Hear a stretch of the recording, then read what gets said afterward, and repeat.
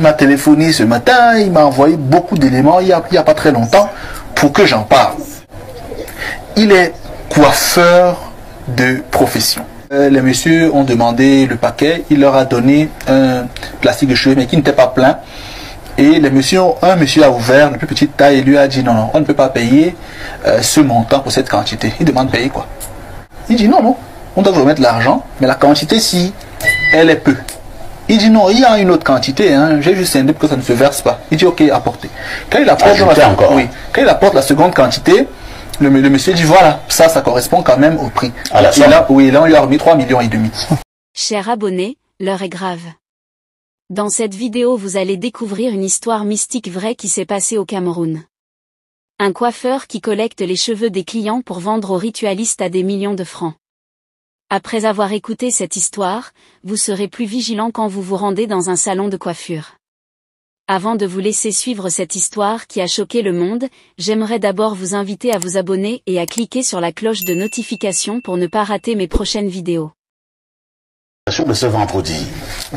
Parfait, ici, aujourd'hui, c'est une dénonciation assez particulière. C'est un jeune garçon de 20 ans qui dénonce une situation qui lui semble floue. Et il m'a téléphoné ce matin, il m'a envoyé beaucoup d'éléments il y a pas très longtemps pour que j'en parle. Il est coiffeur de profession. Il travaille dans un salon de coiffure. Et, me dit-il, son patron et les 3 autres employés plus lui n'ont jamais eu de problème. Il est payé 60 000 et il n'a pas d'arriéré, il n'a rien. Pas de problème avec son patron. Mais il me dit sur les 3 derniers mois, il a observé une scène bizarre. C'est que son patron arrivait avant et il disait non, quand vous finissez de coiffer, ne jetez pas les cheveux n'importe où, hein, rangez dans un sac et puis moi je viendrai prendre pour partir avec, vraiment. Il ne faudrait pas que ça se retrouve partout. Il dit à lui, il s'en foutait un peu. Mais que depuis 3 mois, 2 messieurs viennent au salon de coiffure 2 fois par semaine. Et quand les messieurs arrivent, le patron leur dit bon, allez prendre une bière quelque part, je gère affaire avec ces messieurs, et quand ils reviennent, et quand je termine avec eux, je vous rappelle, vous revenez au salon. Il dit que bon, chaque fois qu'il partait avec ses collègues, ils sont 4 employés dans le salon de coiffure, et quand ils allaient boire une bière, et après ils revenaient une demi-heure après.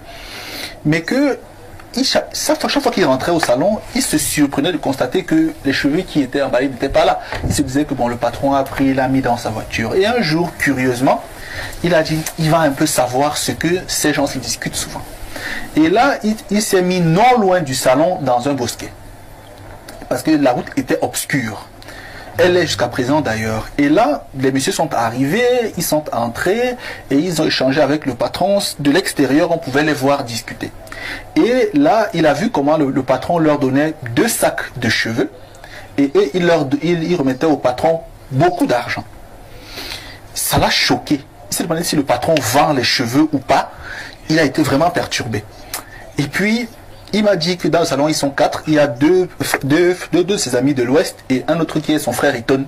Il a d'abord dit à son frère Eton, un jour j'ai vu ci, ça. Et le gars lui a dit, mon frère, laisse-moi les affaires là. Nous, on est venus travailler, travaillons ici. Et puis, on part. Il a dit, ok. Une autre fois, donc, la semaine d'après, le patron l'a appelé lui. Et lui a dit, écoute, 2 messieurs viendront là-bas, remets-leur les cheveux que tu auras entassés. Ils vont venir m'apporter ces cheveux-là. Ils vont te remettre de l'argent, tu comptes et tu me dis le montant à l'issue. Il dit que... Je comprends pas. 2 messieurs vont venir là-bas, ils vont faire quoi? Ils vont prendre les cheveux. Et les messieurs vont remettre de l'argent ou non? Ils vont te remettre de l'argent. D'accord. Il dit d'accord patron.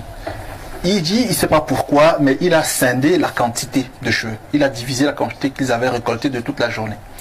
Et quand les messieurs sont arrivés, les messieurs ont demandé le paquet. Il leur a donné un plastique de cheveux, mais qui n'était pas plein. Et un monsieur a ouvert, la plus petite taille, et lui a dit non, on ne peut pas payer ce montant pour cette quantité. Il demande payer quoi?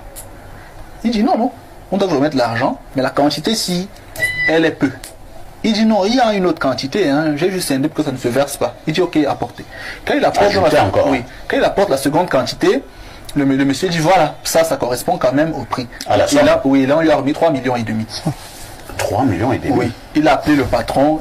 Devant eux, il dit, patron, je leur ai remis le paquet et ils m'ont remis 3 millions. Le patron dit, d'accord, garde cet argent.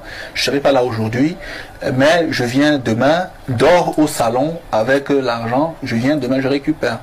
Et quand le patron vient, le patron a pris l'argent, il n'y avait pas de souci. Il leur a donné quelque chose pour boire une bière et il est reparti.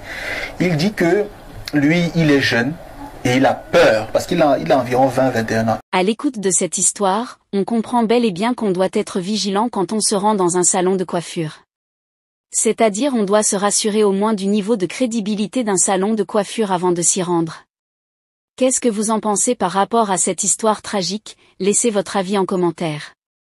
Partagez la vidéo à plusieurs personnes pour leur sensibiliser. Si ça vous a plu, n'hésitez pas à vous abonner et à cliquer sur la cloche de notification pour ne pas rater mes prochaines vidéos.